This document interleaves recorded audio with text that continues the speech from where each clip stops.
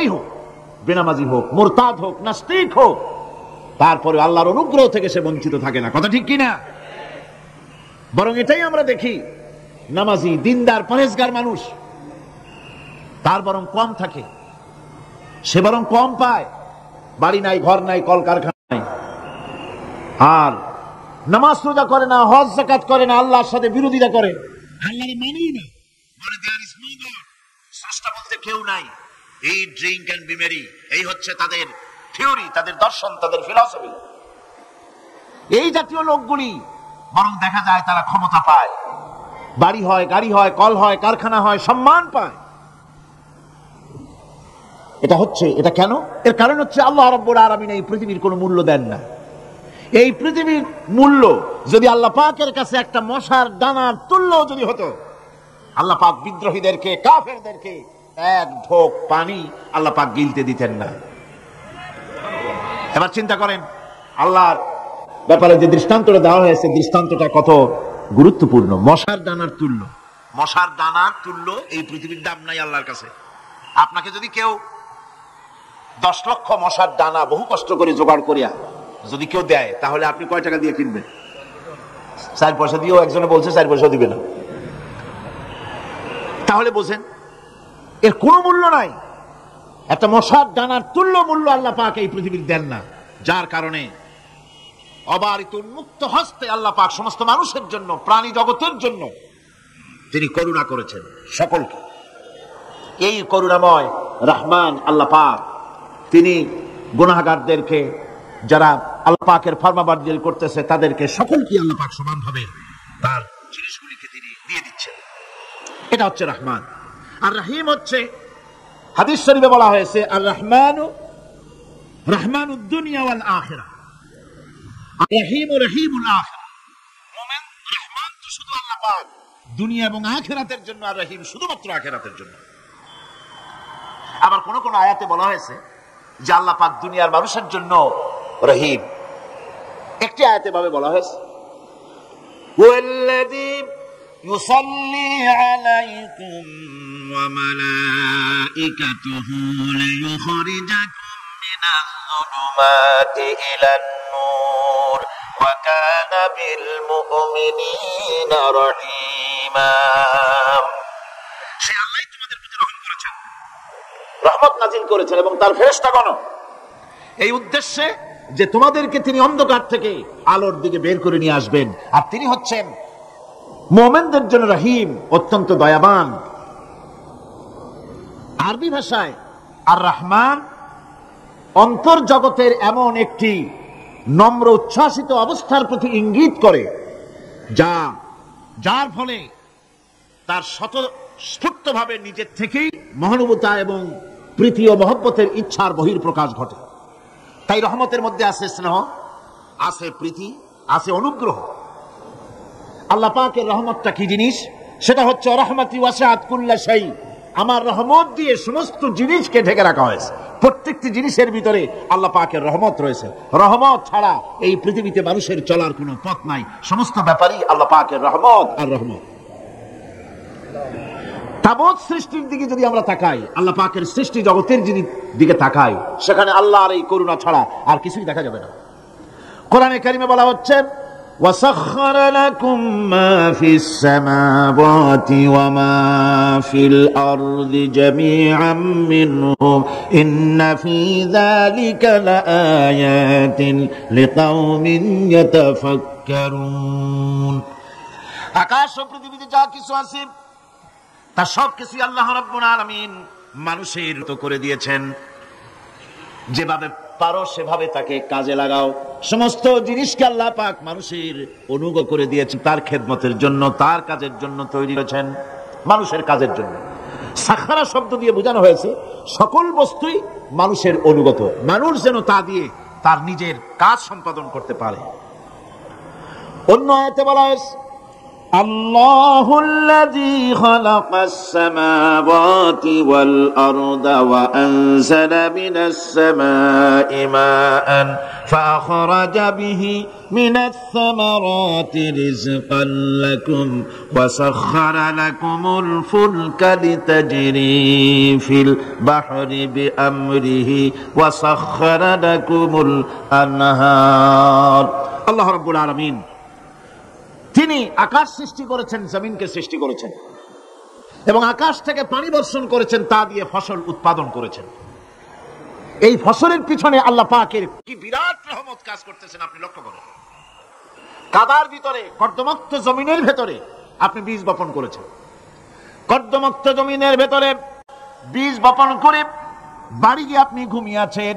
আল্লাহ পাকের রহমত, তার কুদরত, ওই বীজ থেকে পাতা উদ্গত করে দিয়েছেন, শিকড় মাটির ভেতরে চলে গিয়েছে, পাতাগুলি নরম, সবে পাতাগুলি গজিয়েছে, সূর্যের তাপে পাতা মুষড়ে পড়ে গিয়েছে বিকেল বেলায়, সারাদিন সূর্যের প্রখর তাপ লেগেছে।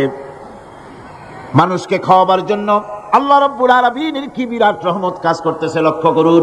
রাতের বেলায় আল্লাহ পাক শিশির বিন্দু নাজিল করে দেন, কণা কণা শিশির বিন্দু ওই মুষড়ে যাওয়া পাতার উপরে পড়ে গিয়ে সারা রাত এভাবে সুন্দর ঠান্ডা বাতাস আর শিশির বিন্দু যত্ন করে করে মুষড়ে যাওয়া পাতাটিকে সকালবেলা পর্যন্ত তরতাজা, সজীব আর প্রাণবন্ত করে দেন। এরপরে গাছ বড় হলো, তার ভিতরে রব্বুল আলামিন ধান দিলেন, গম দিলেন, এভাবে করে যত্ন করে তার শুরু থেকে শেষ পর্যন্ত প্রত্যেকটি গাছকে খাদ্য ব্যবস্থাকে আল্লাহ রাব্বুল আলামিন নিজ যত্নে, নিজ কুদরতে, আপন রহমতে সবগুলিকে লালন পালন করে মানুষের হাতে তুলে দিলেন। মানুষকে আল্লাহ পাক সর্বশ্রেষ্ঠ মর্যাদা দান করেছেন, যার কারণে আল্লাহ পাক বলেছেন ওয়ালাকাদ কাররামনা বানি আদম, আদম সন্তানকে আমি সম্মান দিয়েছি, মর্যাদা দিয়েছি। আর সেই মর্যাদা দেওয়ার কারণে যত খাদ্য তার সামনে পেশ করেছি, আল্লাহ পাক আপন রহমতে সব খাদ্যগুলিকে প্যাকেট করে বান্দাদের সামনে হাজির করে দিয়েছেন। কোনো খোলা খাবার দেওয়া হয়নি, কারণ মানুষ হচ্ছে আল্লাহ পাকের শ্রেষ্ঠ মেহমান, মর্যাদা সম্পন্ন প্রাণী, মর্যাদা সম্পন্ন মেহমান এই মানুষ। তার সামনে কলা দেওয়া হলো কভার করে, প্যাকেট করে। আনারস বলেন, আম বলেন, কাঁঠাল বলেন, যত রকমের ফল আল্লাহ পাক দান করলেন, বেদানা বলেন, আপেল বলেন, সমস্ত ফলগুলিকে, খাবারগুলিকে আল্লাহ পাক প্যাকেট করে করে আপন রহমতে বান্দাদের সামনে হাজির করে দিয়েছেন। তার এত দয়া, তার দয়াই আকাশ থেকে বৃষ্টি হয়, সেই বৃষ্টিতে ফসল ফলে। তার দয়ায়, তার রহমতে তিনি পানি মানুষের আয়ত্তে করে দিয়েছেন। এই পানির উপরে জাহাজ পরিচালনার জন্য আল্লাহ পাক সুযোগ করে দিয়েছেন। জাহাজ পরিচালনা করা হচ্ছে সমুদ্রের ভেতরে মানুষের জন্য। এভাবে করে আল্লাহ পাক সব জিনিসকে তার সুযোগের মধ্যে এনে দিয়েছেন। এরপরে আল্লাহ পাক বলছেন ওয়াআতাকুম মিন কুল্লি সাআলতুমুহু ওয়া ইন তাউদ্দু নি'মাতাল্লাহি লা তুহসুহা ইন্নাল ইনসানা লাযালুমুন কাফফার।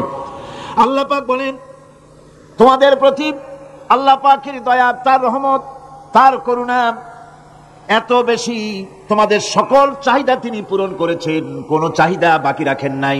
আমাদের চাওয়ার আগে আমাদের যা কিছু প্রয়োজন আল্লাহ রাব্বুল আলামিন সব সাপ্লাই করেছেন। যেরকম সুবহানাল্লাহ।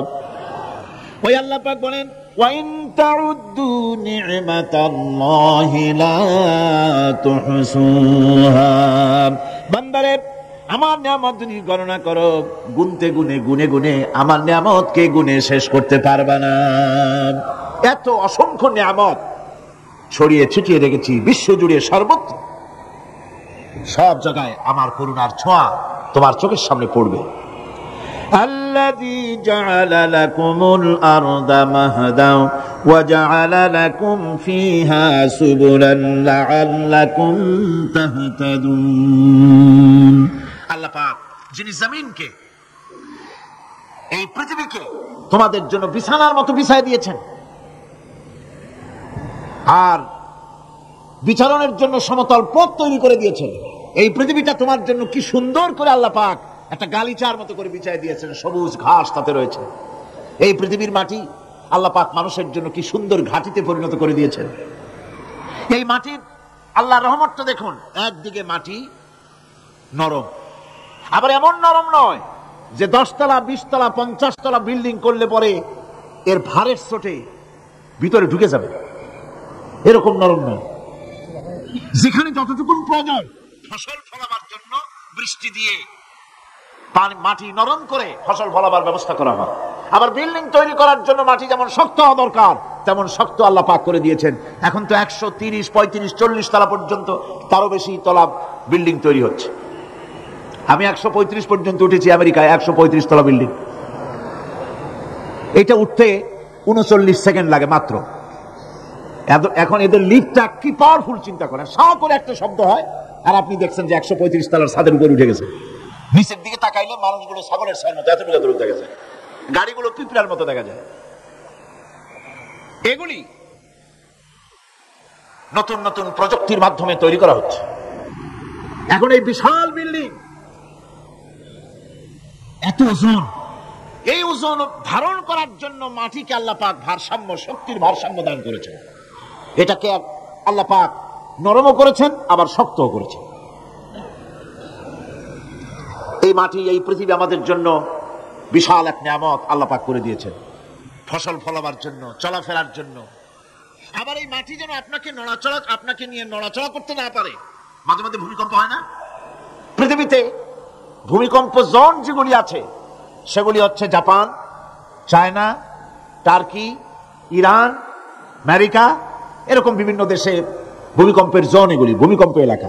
আমাদের এসব দেশে ভূমিকম্প কম হয়, তবে ইদানিং একটু একটু শুরু হয়েছে। আল্লাহ যেন এই ভূমিকম্পের গজব থেকে আমাদেরকে বাঁচান।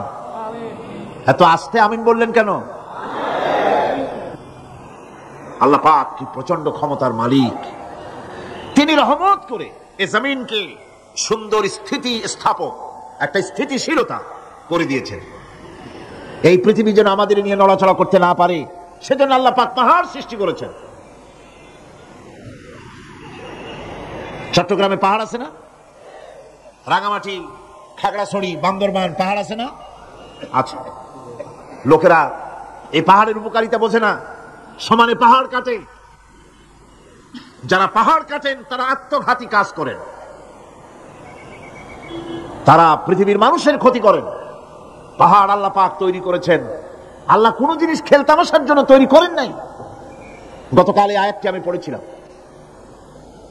الذين يذكرون الله قياما وقعودا وعلى جنوبهم ويتفكرون في خلق السماوات والأرض ربنا ما خلقت هذا باطلا। নিরর্থক করে আল্লাহ পাক কোন জিনিসকে তৈরি করেন নাই।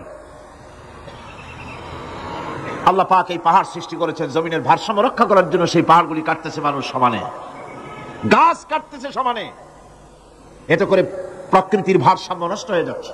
এগুলি সব আল্লাহ পাকের রহমত, সবগুলি আল্লাহ পাকের নিয়ামত। খালি খালি আল্লাহ কিচ্ছু তৈরি করেন নাই। ব্যাংকগুলারে জনমের মতো খাইয়া ব্যাংকের ব্যবসা করে, চীনের কাছে ব্যাংক বিক্রি করে এখন বাংলাদেশ মহাবিপদে পড়েছে। এখন ব্যাংক কোথায় পাওয়া যায় তাই তালাশ করে, কারণ এই ব্যাংকের উপকারিতা আগে জানা ছিল না। এত কীটনাশক ওষুধ ছড়ানো লাগতো না। কীটনাশক ওষুধ ছড়িয়ে জমিনের উর্বরা শক্তির 12টা বাজানো হচ্ছে। আল্লাহ পাক আপন কুদরতে, আপন রহমতে অসংখ্য ব্যাংক তৈরি করে দিচ্ছে যাতে করে অতিরিক্ত পোকামাকড় গুলিয়েরা ধরে ধরে খাইয়া ফেলে। আল্লাহ পাকের এগুলি কিভাবে নষ্ট করা হলো। আর এখন কীটনাশক ওষুধ দিয়ে সর্বনাশ করা। আর কীটনাশক ওষুধ আনা হচ্ছে ভারত থেকে, ইন্ডিয়া থেকে। ভারত থেকে কীটনাশক ওষুধ আর সার জানা হচ্ছে, তা দিয়ে বাংলাদেশের মাটির উর্বরা শক্তি আরো নষ্ট হচ্ছে। আপনারা জিজ্ঞেস করবেন চাষীদের কাছে কিভাবে নষ্ট হচ্ছে। সুতরাং আল্লাহ পাক খেল তামাশায় বস্তু করে কিছুই তৈরি করেন নাই, সবগুলিকে আপন রহমতে তৈরি করেছেন মানুষের সৃষ্টি জগতের জন্য, যার দ্বারা মানুষ উপকৃত হতে পারবে। এই জন্য তিনি হচ্ছেন রহমান। বলেন তিনি কি? রহমান। আল্লাহ রাব্বুল আলামিন জমিন সৃষ্টি করলেন, পাহাড় দিলেন, গাছপালা তরুলতা তৈরি করে দিলেন, এরপরে আল্লাহ পাক বলছেন, তাকিয়ে দেখো সমুদ্রের দিকে, ওয়া হুয়াল্লাযী সাখারাল বাহরা লিতাকুলু মিনহু লাহমান তারিয়ান ওয়া তাস্তাখরু মিনহু হিলিয়াতান তালবাসুনাহা। সমুদ্রের দিকে লক্ষ্য করে দেখো, এই সমুদ্রকে তোমাদের অনুগত করে দিয়েছি। এর মধ্যে রয়েছে তাজা মাছ মাংস রয়েছে, এর ভিতরে রয়েছে তোমাদের পরিধানের অলংকারাদির জন্য মূল্যবান সম্পদ রাখা হয়েছে সমুদ্রের মধ্যে। বিজ্ঞানীরা বলেছেন পৃথিবীর উপরিভাগে যা আছে মাটির তলায় তার থেকে অনেক বেশি বেশি মূল্যবান জিনিস আছে। আছে না মাটির তলায় মূল্যবান জিনিস? কি আছে? কি আছে?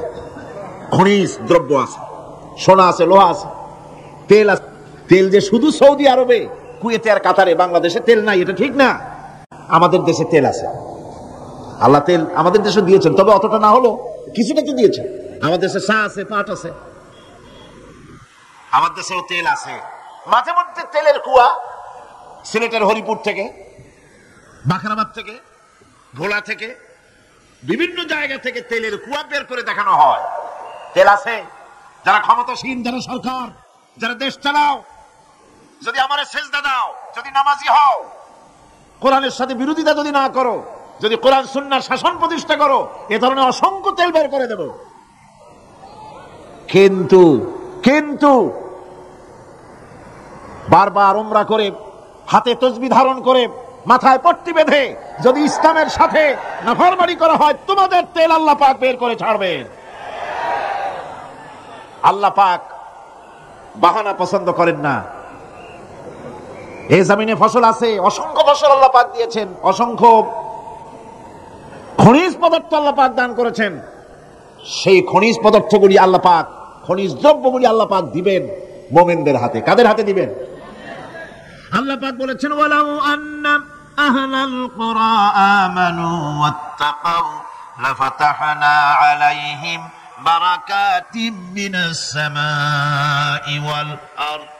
দেশের লোকেরা, জনপদের লোকেরা যদি আমার উপর ঈমান আনে আর আমাকে ভয় করার নীতি যদি অবলম্বন করে চলে, তাহলে ওই দেশের মানুষের জন্য আকাশ আর জমিনের সব বরকতের দরজা আমি আল্লাহ খুলে দেব।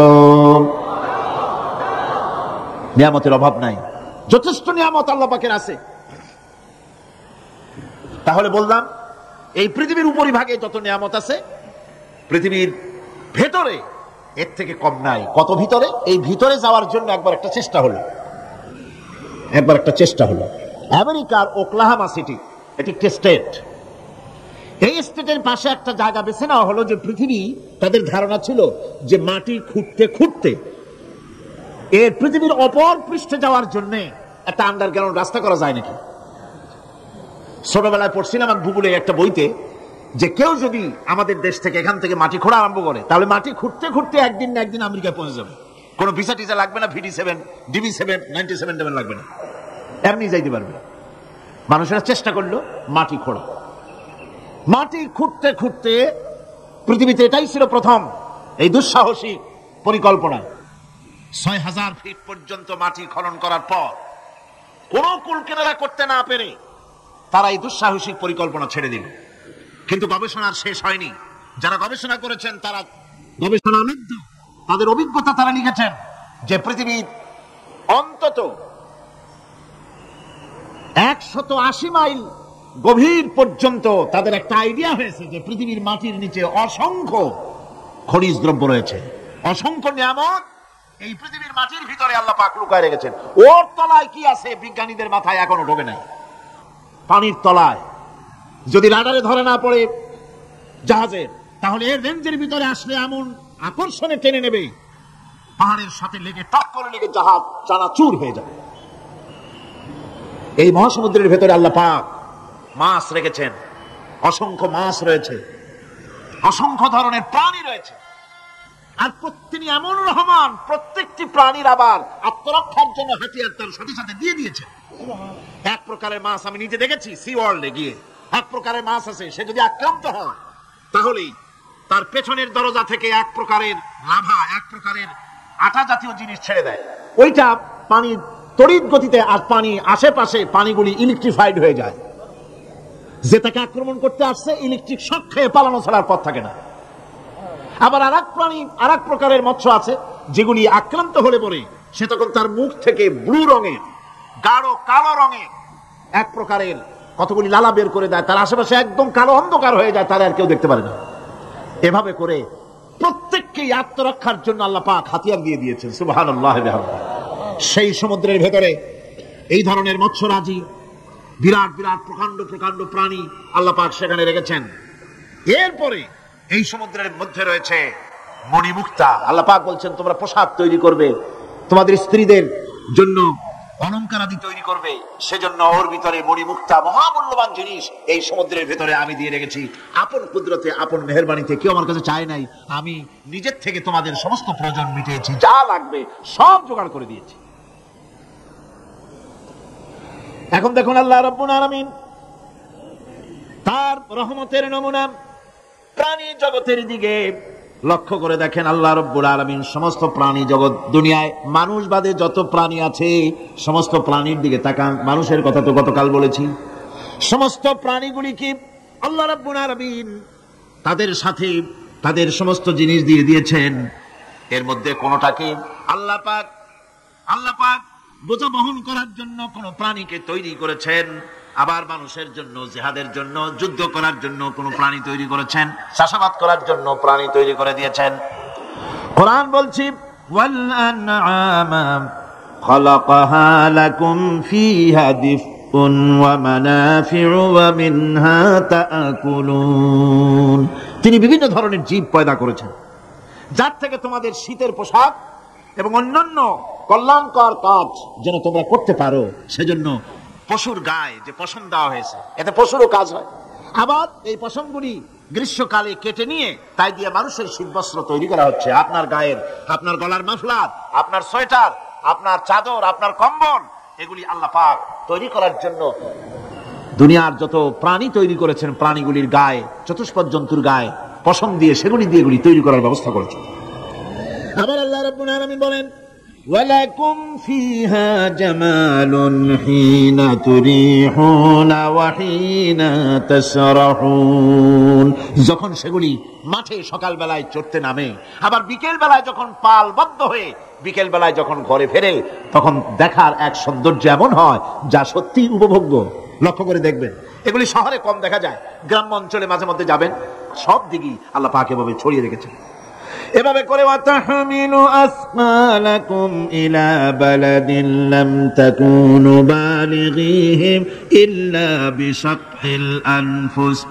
আল্লাহ পাক বলেন এভাবে করে আমি জন্তু জীব তৈরি করেছি যারা তোমাদের বোঝাগুলি এক শহর থেকে আরেক শহরে, এক গ্রাম থেকে আরেক গ্রামে বোঝাগুলি বহন করে নিয়ে যায়। এভাবে আমি যদি চতুষ্পদ জন্তু তৈরি না করতাম, তোমরা নিজেরা ঘাড়ে করে, পিঠে করে এই বোঝাগুলি বহন করা বড়ই কষ্টসাধ্য হয়ে যেত।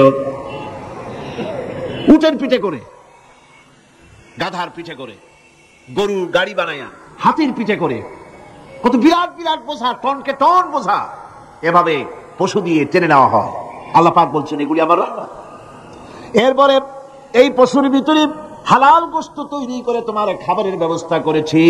ওয়া ইন্না লাকুম ফিল আনআমি লাইবরাত নুসকিকুম মিম্মা ফি বুতুনিহি মিন বাইনি ফারসিন ওয়া দামিন লাবানান খালিসান সাইগান লিশ-শারিবিন। তোমাদের চতুষ্পদ জন্তুর মধ্যে দেখবে বুদ্ধিমান, দূরদৃষ্টি সম্পর্ক লোক যারা, তাদের জন্য আমি এর মধ্যে নিদর্শন রেখেছি। তোমাদের দুগ্ধবতী গাভীগুলি যার দ্বারা তোমরা দুধ পাও, এগুলি জমিনের ঘাস খেলো, খড় খেলো, আর এর দ্বারা রক্ত তৈরি হলো, পায়খানা তৈরি হলো, পেশাব তৈরি হলো, পাশাপাশি রাস্তা দিয়ে পরিষ্কার সুস্বাদু দুধ আমি আল্লাহ রাব্বুল আলামিন তোমাদের জন্য দান করেছি। এত নিয়ামত আল্লাহ পাক দিলেন, আল্লাহ পাকের বিনিময় কিছুই চান নাই। কিছু চাইছেন নাকি? বলেন কিছু চাইছেন? কিছুই চান না। দেখেন এই যে ঠান্ডা মৌসুম চলছে, এখন কি মৌসুম? শীতের মৌসুম। এই পৃথিবীটাকে আমরা, আমাদের একটা রুমকে যদি ঠান্ডা করতে চাই, তাহলে আমরা কি লাগাই? রুমে এসি লাগাই। প্রত্যেক মাসে বিল দেওয়া লাগে না? লাগে না? বিল দিতে হয়। একটা রুম এসি দিয়ে ঠান্ডা করতে প্রত্যেক মাসে 500, 1000, 2000, 2500 রুম হিসাবে এর ভাড়া দেওয়া লাগে, এর চার্জ দিতে হয়।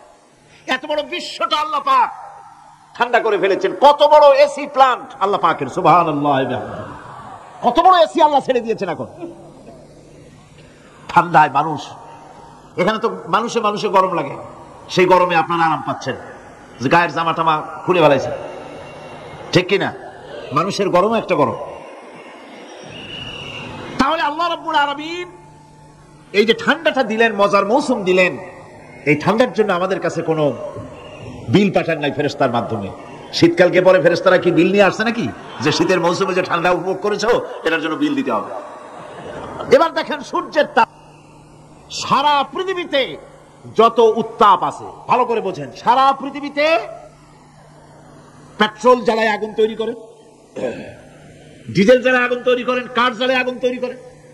পৃথিবীর মানুষের হাতে আগুন জ্বালাবার, উত্তাপ সৃষ্টি করার যত রকমের টেকনোলজি আছে, সব যদি একত্রিত করা হয়, সূর্য প্রতি সেকেন্ডে যে তাপ বিকিরণ করে পৃথিবীর জন্য, সারা পৃথিবীর সমস্ত মানুষ এক জায়গায় হইয়া কিয়ামত পর্যন্ত প্রচেষ্টা করিও ওই 1 সেকেন্ডের তাপ তৈরি করতে পারবে? পারবে না। শুধু আল্লাহ রাব্বুল আলামিন তিনি বিরাট নিয়ামত রেখেছেন সব জিনিসের মধ্যে। এই নিয়ামতগুলি বুঝতে হবে, এগুলি বুঝতে হবে। এই জন্য আল্লাহ রাব্বুল আলামিনের নবী বলেছেন, আল্লাহর সৃষ্টি জগতের উপরে, তার সৃষ্টি নৈপুণ্যতার উপরে কেউ যদি গবেষণা করে, চিন্তা করে 1 ঘন্টা, আল্লাহ পাক তার আমলনামায় 60 বছরের নফল ইবাদতের সওয়াব লিখে দিবেন। এটা সোজা কথা। চিন্তা করতে হবে, গবেষণা করতে হবে, আল্লাহ পাক কি নিয়ামত দিয়েছেন। ওমা বিকুম মিন নি'মাতিন ফামিনাল্লাহ। যত নিয়ামত আমরা পেয়েছি সব কার কাছ থেকে? জোরে সোরে চিল্লায় কোন, কার কাছ থেকে? সমস্ত নিয়ামত এসেছে আল্লাহ পাকের কাছ থেকে। আল্লাহ রাব্বুল আলামিন বলেন, তিনি হচ্ছেন রহমান। ওয়াল্লাহু জাআলা লাকুম মিন বুয়ুতিকুম সাকানান ওয়া জাআলা লাকুম মিন জুলুদিল আনআমি বুয়ুতা। আল্লাহ পাক বলছেন, তোমাদের জন্য তোমাদের ঘরসমূহকে আল্লাহ পাক স্থিতি লাভের, স্বস্তি শান্তি লাভ করার জন্য আল্লাহ পাক একটা স্থান করে দিয়েছেন, জায়গা করে দিয়েছেন। আমরা যে ঘর বানাই, এই ঘর বানাবার পেছনে আল্লাহ পাকের কত বড় নিয়ামত। ঘর একটা বানাতে হলে খুঁটি লাগবে। খুঁটি কোত্থেকে আসছে বলেন? কোত্থেকে? গাছের থেকে খুঁটি পেয়েছেন। কিসের থেকে পেয়েছেন? গাছ কাঠ। শুধু খুঁটিতে ঘর হবে না, এরপরে খুঁটি হয়ে গেল, চাল লাগবে। চাল দেবেন কি দিয়ে? খড় দিয়া দেন, টিন দিয়া দেন, টালি দিয়া দেন, যা দিয়া দিবেন সেটা হচ্ছে কার, জোরে কর। শুধু খুঁটি আর চাল হলে হবে না, বেড়া লাগবে, দরজা লাগবে, জানালা লাগবে, যা কিছু দরকার। আল্লাহ বলেন, তোমার এই শান্তির ঘরটার পেছনে আমার নিয়ামত, আমার রহমত কাজ করেছে। আবার শীত প্রধান দেশে, যেখানে বিল্ডিং এও কাজ হবে না, যেখানে ঘর বানাতে হলে কাঠ খড়ির ঘর দিয়েও কাজ হবে না, এত প্রচন্ড শীত, সেইখানে আল্লাহ পাক পশুর চামড়া দিয়া ঘর বানাবার জন্য মানুষের মাথায় আল্লাহ পাক বুদ্ধি দান করে দিয়েছেন। আল্লাহ পাক বলছেন, জুলুদিল আনআমি বুয়ুতা, চামড়া দিয়ে ঘর তৈরি করা হয়। এস্কিমোরা করে, দেখে আসবেন, চামড়া দিয়ে ঘর তৈরি করা হয়। আল্লাহ পাক এই পশু দিয়ে মানুষের এত উপকার করছেন। তিনি রহমান। এই রহমত থেকে পৃথিবীর কেউ বঞ্চিত নয়। সমস্ত প্রাণী সমূহকে আল্লাহ পাক এই বিরাট নিয়ামত দান করেছেন। একটি মানুষ যতই সংকীর্ণ হোক, অসভ্য জীবন যাপন করুক, ইলিটারেট হোক, মূর্খ হোক, লেখাপড়া কিচ্ছু জানে না, একটা পর্ণ কুটিরের ভিতর এক কৃষক বাস করে, সেও যদি চিন্তা করে, তাহলে অন্তত এতটুকু উপলব্ধি তার আসবে যে সে অসুখ হলে পরে তার আশেপাশে লতা গুল্ম, গাছের শিকড় বেটে খেলে পরে তার অসুখ ভালো হয়ে যায়, ঠিক কিনা? এখন তো অসুখ ভালো হওয়ার জন্য কোনো অসুবিধা নাই, কোন সমস্যা নয়। পত্রিকার ভিতরে অ্যাডভার্টাইজ আসতেছে, স্ট্যাম্পের উপরে লিখে দেব, আখেরি লেখা, বিশ্বব্যাপী চ্যালেঞ্জ। মেয়ে লোকও চ্যালেঞ্জ দিতেছে, পুরুষও দিতেছে, পাগলও দিচ্ছে, ছাগলও দিচ্ছে, সবাই মিলে চ্যালেঞ্জ করছে। পত্রিকাগুলি পয়সার লোভে আবার এগুলি ছাপতেছে। সব রকমের অসুখ, সব রকমের ওষুধ তারা দিতে পারবে। এই যদি হয় তো খামাখা আমাদের মেডিকেল কলেজ রাইখে লাভ কি? বিজ্ঞাপন দিয়ে যদি ওষুধ বিক্রি করা হয়। কেমন গভর্নমেন্ট আমি বুঝি না। এই পাগল ছাগলের বিজ্ঞাপনগুলি ছাপা হয় পত্রিকায়, লোকেরা বিভ্রান্ত হয়, লোকেরা বোঝে না। তাদের কাছে গেলে মুখ দেখেই বলে দেবো এরকম আসতেছে, পাগলের মতো চেহারা, মুখ দেখেই বলে দেবে শেষ দর্শন, আর দর্শন জিন্দিগিতে করা লাগবে না। ছোট্ট ছোট্ট পোলাপানো এরকম এক এক জায়গায় হইতেছে। খুলনা জেলার দাকপ এলাকায় একবার শোনা গেল সেখানে ছাগলে পানি পড়ে দেয়, যে যাবে তার রোগ ভালো হবে। কি শিক্ষিত কি অশিক্ষিত সমানে গিয়ে লাইন দিতে লাগলো। ছাগলের বাড়ি, ছাগলের কাছে পানি ধরে, এখন ছাগলের কাছে কিছু ধরলেই তো সে শোকে, শুকতে গেলেই মনে করে যে পড়িয়ে দিছে, দম করে দিছে, আর খাইতেছে। এরপরে ছাগলওয়ালার বাড়ি এক ছাগল দিয়া হাতির মালিক হয়ে গেছে, বাড়ি বিল্ডিং টিল্ডিং করে সর্বনাশ। কি আজীব তামাশা, কি আশ্চর্য দেশ। এমন কোন রোগ নাই যেই সমস্ত পাগল ছাগলের চিকিৎসা ভালো না হবে। এগুলি অ্যাডভার্টাইজ দিয়ে চলছে। আল্লাহ পাক মানুষকে অসুখ দিয়েছেন, অসুখের আবার ওষুধও দিয়েছেন। কোন আলহামদুলিল্লাহ। লিকুল্লি দাইন দাওয়াউ, প্রত্যেকটি রোগের ওষুধ আল্লাহ তৈরি করেছেন। সুবহানাল্লাহি ওয়া বিহামদিহি। কালো জিরা সম্পর্কে রাসূল করিম সাল্লাল্লাহু আলাইহি ওয়াসাল্লাম বলেছেন, হাদিহি হাব্বাতুস সাওদা, এটা হচ্ছে কালো দানা। দাওয়াউন লিকুল্লি দাইন ইল্লা সাম, মৃত্যু ছাড়া সকল রোগের ওষুধ কালো জিরার মধ্যে আছে। আবার মধু সম্পর্কে আল্লাহ পাক বলেছেন, এটি হচ্ছে গোটা পৃথিবীর সমস্ত মানুষের জন্য রোগের প্রতিষেধক। একজন নিরক্ষর মানুষও, যিনি লেখাপড়া কিছুই জানে না, সে লোকটাও টের পায় অসুখ বিসুখ হলে সে আশেপাশে লতাগুল্ম বেটে তার থেকে তার রোগ নিরাময় করতে পারে। রৌদ্রের দাবানল থেকে বাঁচার জন্য সে গাছের আশ্রয় নিতে পারে। তরুণ গাছ থেকে ফার্নিচার তৈরি করতে পারে। আবার এই গাছ থেকে সুস্বাদু ফল পেতে পারে। আর এই গাছ যখন বুড়ো হয়ে যায় তখন তার দিয়ে সে ফার্নিচার তৈরি করতে পারে। অসংখ্য নিয়ামত তার চতুর্পাশে ছড়ানো থাকে। একটা নিরক্ষর মূর্খ ব্যক্তিও যদি চিন্তা করে তাহলে আল্লাহর রহমত সম্পর্কে জানতে তার মোটেই কষ্ট হওয়ার কথা নয়। মূল কথা হলো চিন্তা করা, গবেষণা করা। আল্লাহ পাক এই জন্য বারবার বলেছেন, লা আয়াতিন লিকাউমিন ইয়াতাফাক্কারুন, লা আয়াতিন লিউলিল আলবাব, যারা নাকি চিন্তাশীল গবেষক, মাথায় গিলুটুলু যাদের আছে, ওরা এগুলি খুব ভালো করে বুঝবে। আল্লাহ রাব্বুল আলামিন এই পৃথিবীকে তার রহমত দিয়ে ছেয়ে রেখেছেন, অসংখ্য রহমত দিয়ে রেখেছেন। আর তার রহমত সৌন্দর্য বিবর্জিত নয়, তার রহমত দিয়ে সব সুন্দর হয়ে সাজিয়ে গুছিয়ে আল্লাহ পাক তৈরি করেছেন। আকাশটাকে সাজিয়েছেন, বিসসামাওয়াতি ওয়াল আরদি ওয়াখতিলাফিল লাইলি ওয়ান নাহার লাআয়াতিন লিউলিল আলবাব। নিঃসন্দেহে এই পৃথিবী যারা জ্ঞানবান, যারা চিন্তাশীল, তারা আকাশ এবং জমিনের সৃষ্টির ব্যাপারে চিন্তা করবে। রাত এবং দিনের পরিবর্তনের ব্যাপারে তারা গবেষণা করবে। রাত দিনের পার্থক্য মানুষের জীবনকে পদ্ধতিগত দিক থেকে দুই ভাগে বিভক্ত করেছে। একটা হচ্ছে দিন আর একটা হচ্ছে রাত। وَجَعَلْنَا اللَّيْلَ لِبَاسًا وَجَعَلْنَا النَّهَارَ مَعَاشًا। আল্লাহ পাক বলেন, আমি দিনকে রুজি রোজগার করার জন্য, কামাই রোজগার করার জন্য দিন তৈরি করেছি, আর আরাম করার জন্য আমি রাতকে তোমাদের জন্য আচ্ছাদন করে দিয়েছি, তোমাদের জন্য রাতকে আরাম করার জন্য করে দিয়েছি। দিনের বেলায় কাজ করবে, রাতের বেলায় আরাম করবে। ঘুম আল্লাহর একটি নিয়ামত। ঘুম আল্লাহর কি? আল্লাহর এক বিরাট নিয়ামত। সারাদিন কাজ করার পর মানুষ যখন ঘুমায় যায়, সারাদিনের ক্লান্তি এবং শ্রান্তি সব শরীর থেকে দূর হয়ে যায়। সকালবেলায় আবার কাজ করার জন্য শরীর প্রাণবন্ত আর সজীব হয়ে যায়। এই ঘুম যার হয় না, সেই বুঝতে পারে কি নিয়ামত সে হারাইছে। আল্লাহ পাক যেন সারা জীবন যতটুকু ঘুমের স্বাস্থ্যের জন্য আমাদের প্রয়োজন, আল্লাহ যেন এই নিয়ামত থেকে আমাদেরকে বঞ্চিত না করেন। আমরা বলি আমিন। ঘুমের জন্য মানুষ ঘুমাইতে না পারলে পাগল হয়ে যায়। কি বিরাট নিয়ামত এই ঘুম আল্লাহ পাক মানুষকে দিয়েছে।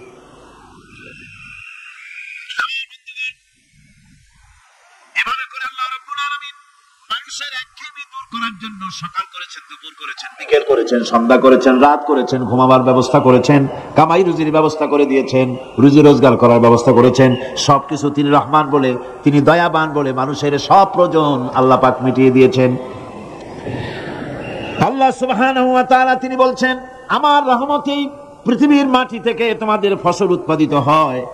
তোমরা দেখো, আফারাআইতুম মা তাহরুসুন আআনতুম তাজরাউনাহু আম নাহনু যারিউন।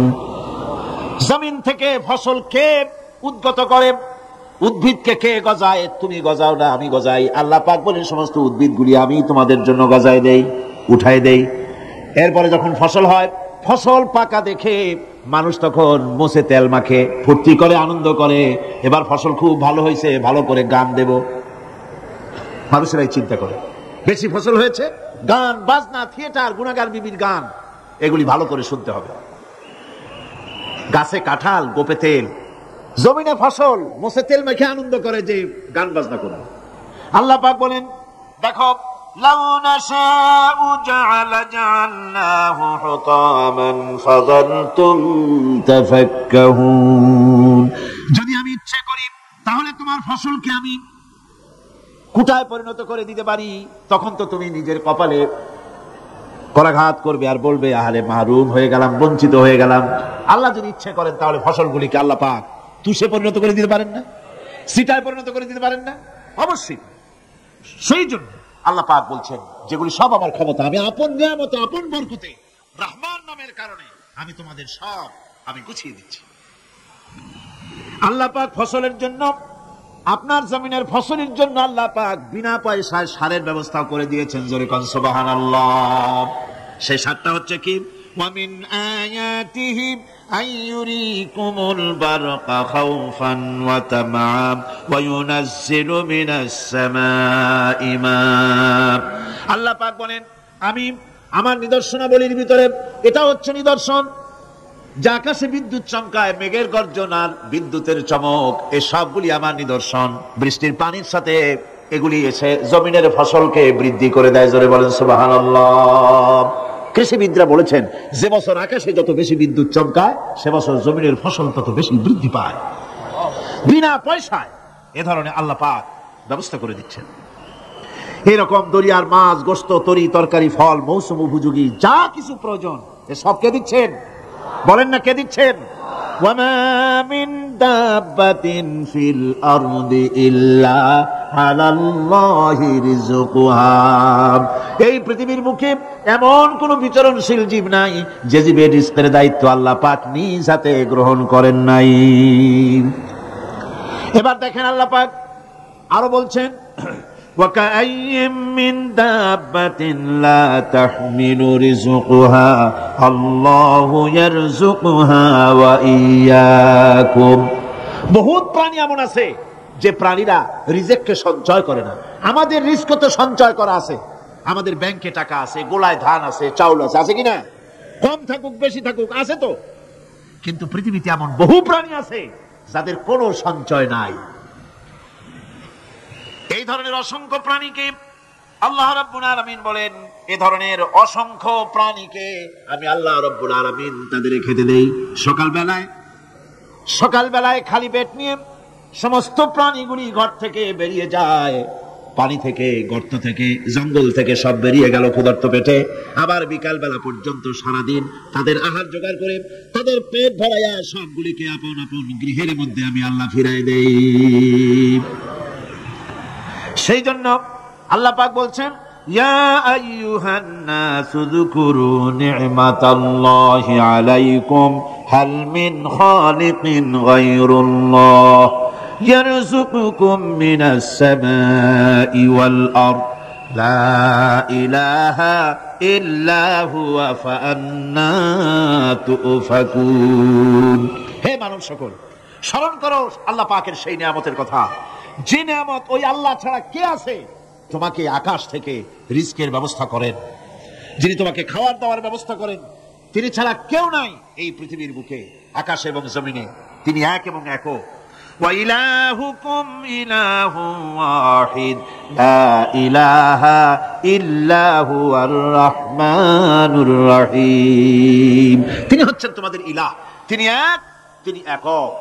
সুতরাং তিনি হচ্ছেন পরম দাতা এবং বিশেষ নিয়ামত যিনি দেন, পরম দাতা এবং দয়ালু। কোরআনে কারিমে যখনই আমরা বলেছি আলহামদুলিল্লাহি রাব্বিল আলামিন, আল্লাহ পাক খুশি হয়েছে। প্রশ্ন হয়েছে তার কি আরো কোন গুণ আছে? জবাবে বলেছি আর রহমানির রহিম, তিনি পরম দাতা, তিনি দয়ালু, সুবহানাল্লাহি ওয়া বিহামদিহি, তিনি রহিম। পরকালে কিয়ামতের ভয়াবহ দিনে বান্দার জন্য তিনি রহিম হবেন। দুনিয়ায় বাড়িতে উন্মুক্ত হস্তে সকলকে দিচ্ছেন, আর কিয়ামতের দিন আল্লাহ পাক হবেন তার বান্দাদের জন্য। কোরআন বলছে তিনি হচ্ছেন রহমত, মানুষের জন্য তিনি রহমত দেন, তার দয়া অফুরন্ত। এত দয়া যে তিনি যদি প্রত্যেক কথায় কথায় আমাদেরকে শাস্তি দিতেন তাহলে আমাদের বাঁচার কোনো পথ ছিল না, ঠিক কিনা? কোরআনে কারীমে আল্লাহ পাক বলেছেন ওয়ামা আসাবাকুম মিন মুসিবাতিন ফাবিমা কাসাবাত আইদিকুম ওয়া ইয়াফু আন কাসীর। তোমাদের উপরে যত বিপদ আসে সমস্ত বিপদগুলি তোমাদের হাতের কামাই করা, নিজেদের রোজগার করা, তোমাদের নিজের হাতের কামাই করা। ওই হাতের কামাই করার কারণে সেগুলির জন্য যে আযাব হওয়া উচিত ছিল আমি অনেকগুলি ক্ষমা করে দেই, আমি অনেকগুলি ক্ষমা করে দেই। সব তোমাদের হাতের কামাইয়ের জন্যই বিপদ হয়, আর অনেকগুলি তো আমি ক্ষমা করে দেই। কথায় কথায় যদি প্রত্যেকটা ব্যাপারেই শাস্তি দিতাম তাহলে পৃথিবীতে শ্বাস ফেলার সময় তোমরা পেতে না। আল্লাহ পাক হচ্ছেন সেজন্য রহমান, আর তিনি রহিম। কিয়ামতের দিনের জন্য এই পৃথিবীতে মানুষ গুনাহ করা স্বাভাবিক, গুনাহ করা স্বাভাবিক কিনা? সব মানুষই গুনাহ করে। এই গুনাহগার যত বড় গুনাহগার হোক না কেন, গুনাহগার যখন তওবা করে, তওবার অনুভূতি যখন আসে এবং সে যখন অনুশোচনা করে, তখন তার অপরিসীম দয়া সেই অনুশোচনাকে কবুল করে নেয়। অনুশোচনার এক বিন্দু অশ্রু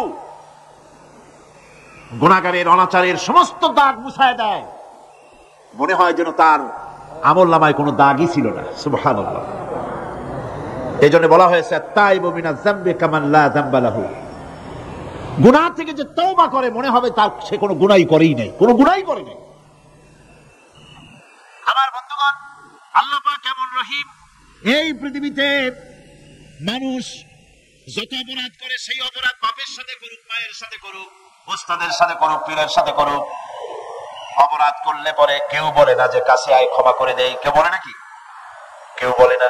আল্লাহ পাক কেমন রহমান, এমন রহিম। বান্দা যখন গুনাহ করে আল্লাহ পাক গুনাহগারদেরকে ডাকেন, চুরি করেছিস, গুনাহ করেছিস, মদ খেয়েছিস, জিনা করেছিস, জুয়া খেলেছিস, হত্যা করেছিস, কুফরি করেছিস, শিরক করেছিস, যত রকমের পাপ করিস না কেন ফিরে আয়, ফিরে আয়, চোখের পানি ফেল, আমি আল্লাহ রব্বুল আলামিন মাফ করে দেব। কোরআনে কারীম বলছে ইল্লা মান তাবা ওয়া আমানা ওয়া আমিলা আমালান সালিহান ফাউলাইকা ইউবাদদিলুল্লাহু সাইয়্যাতিহিম হাসানাতিন ওয়া কানাল্লাহু গফুরার রহিমা। কিন্তু যে ব্যক্তি তওবা করেছে এবং ঈমান এনে পরবর্তীকালে ভালো কাজ করেছে, তাদের মন্দ কাজগুলি আল্লাহ পাক ভালো কাজ দিয়ে বদলায় দিবেন। এত বড় একটা কথা শুনে সুবহানাল্লাহ মুখ থেকে বেরোলো না? গুনাহগার যত গুনাহ করেছে সে যদি তওবা করে, ওই সব গুনাহ যদি না করে, তার সাইয়্যাতগুলি আল্লাহ পাক হাসানাত দিয়ে বদলায় দিবেন। মানুষেরা চুরি করে, ডাকাতি করে, জিনা ব্যভিচার করে, যা কিছুই করে থানায় ধরা পড়ে। থানায় ধরা পড়লে তারপরে তার বিরুদ্ধে চার্জশিট হলো, এরপরে তার জেল হলো, ছাড়া পেল, আবার অন্যায় করলো, আবার ধরা পড়লো, যতবার জেল হলো ততবার ছাড়া পেল, কিন্তু থানায় দাগী আসামিদের খাতায়, চোরের খাতায়, ডাকাতের খাতায় নামটা তার মোছা হয় না, থানায় নামটা থেকেই যায়। কিন্তু আল্লাহ রাব্বুল আলামিন এমন এক বিচারক, এমন রহমান, এমন রহিম। মানুষ যদি গুনাহ করে, যত বড় গুনাহ করুক, এই গুনার পরে সে যদি অনুশোচনা করে, তওবা পড়ে, গুনাহ থেকে যদি ফিরে থাকে, আর যদি সেই গুনাহ না করে, আল্লাহ পাক বলেন শুধু মাফ করি না, গুনার খাতায় যে নামটা ছিল নামটাও আমি আল্লাহ মুছে ফেলে দেই। এই হচ্ছে রহমান, এই হচ্ছে রহিম, এই হচ্ছে তার অফুরন্ত দয়া, যে দয়ার কোনো শেষ নাই। কোরআনে কারীম বলছে قل يا عبادي الذين أسرفوا على أنفسهم لا تقنطوا من رحمة الله। হে আমার ওই সব বান্দাগণ যারা নাকি পাপাচার করে অশ্লীলতার মধ্যে নিমজ্জিত হয়ে নিজেদের জীবনকে নষ্ট করেছে। তোমার অনাচার যত কঠিন হোক, যত বেশি হোক, আমার রহমত থেকে নিরাশ হয় না। সুবহানাল্লাহ, আমার রহমত থেকে নিরাশ হয় না। যত বড় পাপ করে থাকো, আমার রহমত থেকে নিরাশ হয় না। ইন্নাল্লাহা ইয়াগফিরুয যুনুবা জামিআ ইন্নাহু হুয়াল গফুরুর রহিম। যদি তওবার মতো তওবা করতে পারো, যদি চোখের পানি দিয়া আল্লাহ পাককে রাজি করাইতে পারো, আল্লাহ পাক বলেন বান্দা যদি তওবা করে, খাঁটি যদি তওবা করে, জীবনে ওই সব গুনাহ যদি আর না করে, আল্লাহ পাক বলেন জিন্দেগীর সকল গুনাহ আমি রব্বুল আলামিন মাফ করে দেব। তিনি গফুর, তিনি রহিম, ক্ষমাশীল এবং দয়াবান। এত দয়া যে দয়ার কোনো শেষ নাই। আল্লাহ পাকের দয়াকে, তার রহমতকে, তার করুণাকে তিনি 100 ভাগ করেছেন। এই 100 ভাগের 1 ভাগ গোটা পৃথিবীতে তিনি ছড়িয়ে দিয়েছেন। আর 99টা ভাগ কার কাছে? এবার চিন্তা করুন, 100 ভাগের 1 ভাগ দুনিয়ায় ছড়িয়ে দেওয়ার পর তার থেকে আমরা যতটুকুন ভাগে পেয়েছি, এর মহব্বত, স্ত্রীর প্রতি মহব্বত, মেয়ের প্রতি মহব্বত, ছেলের প্রতি মহব্বত, মায়ের প্রতি মহব্বত, পিতার প্রতি মহব্বত, বন্ধুর জন্য মহব্বতে আমরা জানও দিয়ে দিতে পারি। এমন আমাদের ভালোবাসা, এমন আমাদের মহব্বত, কথা ঠিক কিনা? 1টা ভাগ সারা পৃথিবীতে ছড়িয়ে দেওয়ার পর যেটুকুনি পেলাম, সেই ভালোবাসার তীব্রতা যদি এত বেশি হয়, আকর্ষণ যদি এত বেশি হয়, তাহলে এই 99টা মহব্বত, দয়া, রহমানিয়াতের, দয়ার, রাহিমিয়াতের যে গুণগুলি আল্লাহ পাক নিজের কাছে রেখেছেন, সেই মাবুদের দয়া তার বান্দার প্রতি কত বেশি! কি বিরাট মহব্বত!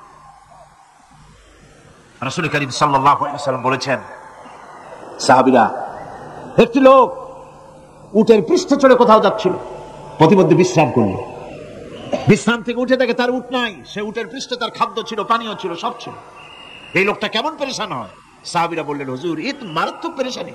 উটের মরুভূমির জাহাজ, উট হারায় গেছে, তার খাদ্য হারাইছে, পানি গেছে, সব শেষ, একটু মরা ছাড়া পথ নাই। দারুণ উৎকণ্ঠিত হবে লোকটা।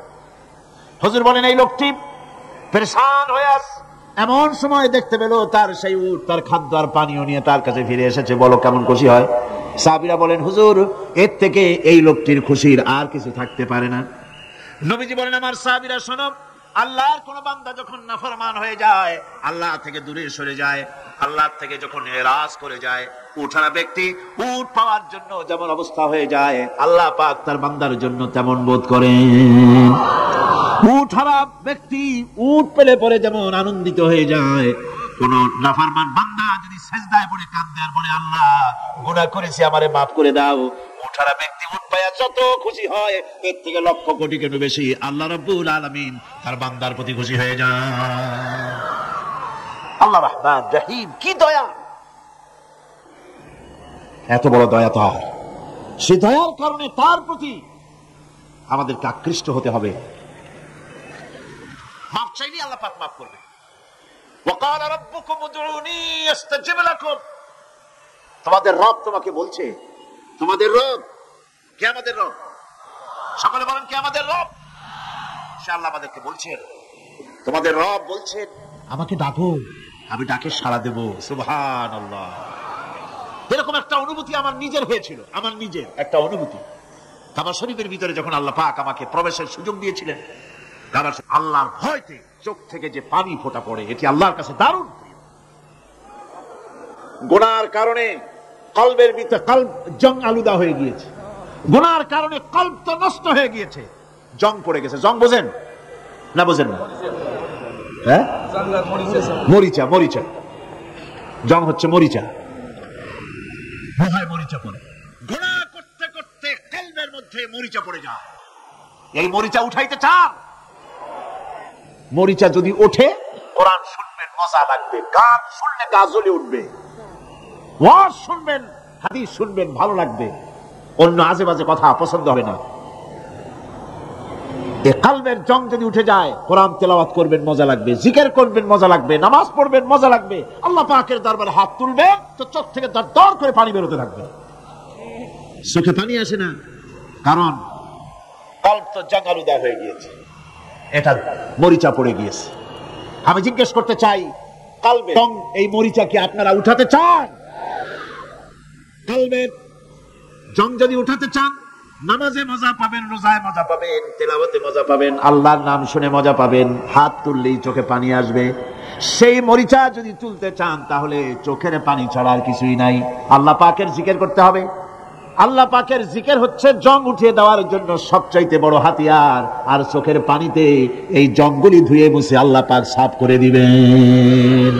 আল্লাহ পাক আমাদের সকলকে তৌফিক দান করুন। আমাদের মা বোনেরা যারা আসছেন, আমাদের মা বোনদেরকে আল্লাহ পাক কোরআনে কারীম শুনে